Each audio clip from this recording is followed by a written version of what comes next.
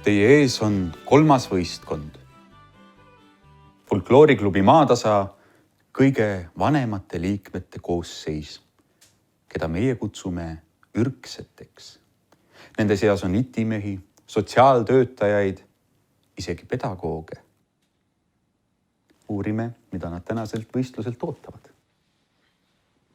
Head ürksed, mida ootate tänaselt mõõduvõtult? Tead, ma pean sulle ütlema, et meie ei tulnud siia nalja tegema. Et meie võidame.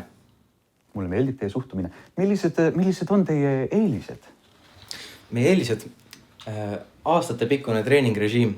Me saime siin teades ette juba aastaid loomulikult, et see võistlus tuleb. Siis me iga nädal saame kokku ja teeme suvalisi retsepte erinevatest riikidest üle maailma. Me teame küll, et siin on nagu ainult naaberriigid põhimõtteliselt, aga me oleme valmis ükskõik mis riigi, ükskõik mis toite tegema.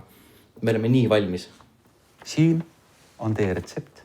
Teil on aega 2 tundi, et valmistada toit ja koristada köök.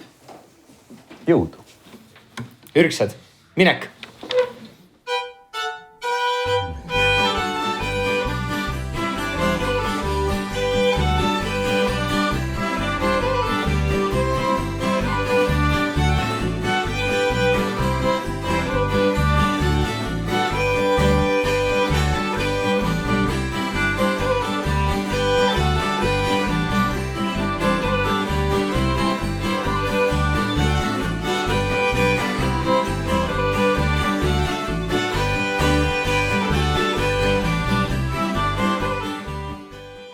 Ürksete võistkond valmistab Leedu kartulipelmeene, mis oma iseäraliku kuju tõttu on saanud ka nime Zeppeliinid.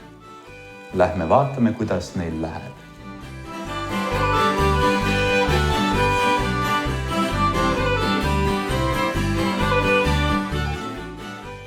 Oleme jõudnud oma kaamerate ja mikrofonidega siia kööki, kus parasjagu leidsime eest ürksete esinaise Helin Pihlapi, kes parasjagu peseb nõusid.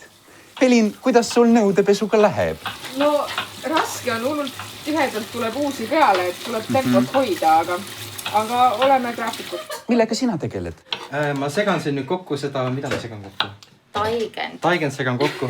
Ja absoluutselt ja ma pean ütlema, ma olen nagu terve tiimiga nii rahul. Kõik teevad suurepärast tööd. Karol, haki juba. Nuta vähem, haki rohkem. Kõik on nii tublid. Karol, kuule, aga Karol, räägi sina. Milline on tänavast rõõmsaim seik, mida oled kogenud? Tead, see kohe tuleb, mitte mul saab peaaegu kohe hakitud ja siis ma võib-olla lõpetan õppimise tänaseks. Ja Britt, kui tohib küsida, no millega sina tegeled? Mul on kõige vastutusrikka, millase mina ütlen, mida need kuid tegema peavad. Huvitav.